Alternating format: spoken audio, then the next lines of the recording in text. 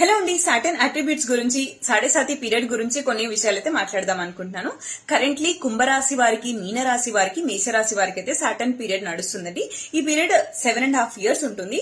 Common గా సాడే period start అవ్వగానే ప్రతి ఒక్కరిలో ఒక తెలియని భయం అయితే క్రియేట్ అయిపోతుందండి. పర్టికులర్ గా ఫ్యూచర్ గురించి అని చెప్పొచ్చు. ఫ్యూచర్ లో మనం ఏంటి, మన పొజిషన్, మనం ఏం చేయగలుగుతాము, అట్లా కొన్ని క్వశ్చన్స్ అయితే మీ లోపల మీకు బాగా రన్ అవుతా ఉంటాయి. అండ్ ఆల్సో సెకండ్లీ వచ్చేసి చేంజ్ అవ్వాలనిపిస్తుంది. బికాస్ మీరు చేసే ఉద్యోగం అయినా మారాలనిపిస్తుంది, ఆర్గనైజేషన్ మారాలనిపిస్తుంది, లేకపోతే డిపార్ట్మెంట్ మారే ఛాన్సెస్ కూడా ఉంది. బిజినెస్ చేసే వాళ్ళైతే వేరే బిజినెస్ పెట్టడం, లేకపోతే కొత్త అట్రిబ్యూట్ ఏదైనా ప్రోడక్ట్ యాడ్ చేసుకోవడం అట్లాంటివి చేయగలుగుతారు. And that is for good అండి. చేంజ్ మంచిదే, you can go for it. And third thing వచ్చేసి మీకు కొంచెం స్టమక్ డిసార్డర్స్ అయితే కనిపిస్తుంటాయి హెల్త్ పరంగా. కొంచెం ఏజ్డ్ పర్సన్ అయితే జాయింట్ పెయిన్స్, డిహైడ్రేషన్ కూడా కనిపిస్తుంటుంది. కొంచెం అది చూసుకొని ఉండండి.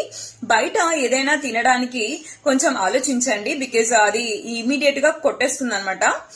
అండ్ ఆల్సో ఈ 7.5 periods లో మీరు ఎక్కువగా ఈ gym, workout, exercise, diet, routine ఇట్లాంటి వాటికి బాగా అట్రాక్ట్ అయ్యి దాన్ని ఫాలో అవడం కూడా జరుగుతుంది. అండ్ స్లీప్ డిజార్డర్స్ కూడా కనిపిస్తాయి. అయితే నిద్ర పట్టదు, లేకపోతే స్లీప్ డిస్టర్బ్ అవుతా ఉంటుంది. అండ్ కొంచెం లేజీగా అనిపిస్తుంది, బట్ మీరు ఆ లేజీనెస్ ని పక్కన పెట్టి హార్డ్ వర్క్ అయితే ఖచ్చితంగా చేయాలి.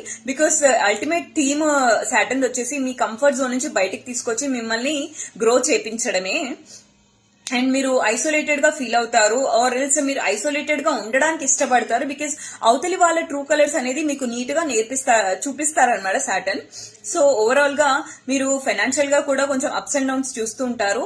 అండ్ మీకు రెస్పాన్సిబిలిటీస్ కూడా పెరిగిపోయినట్టు అనిపిస్తూ ఉంటాయి.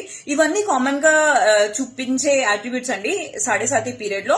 సో దీని నుంచి మనం ఏం రెమెడీస్ చేసుకోవాలంటే, కామన్ గా హనుమాన్ చాలీసా ఒకటి చదువుకోవాలి, శనివారం నియమాలు ఒకటి పెట్టుకోవాలి, డైలీ విష్ణు సహస్రనామాలు వినడం లేకపోతే పఠించడం కూడా మంచిదండి. Thank you.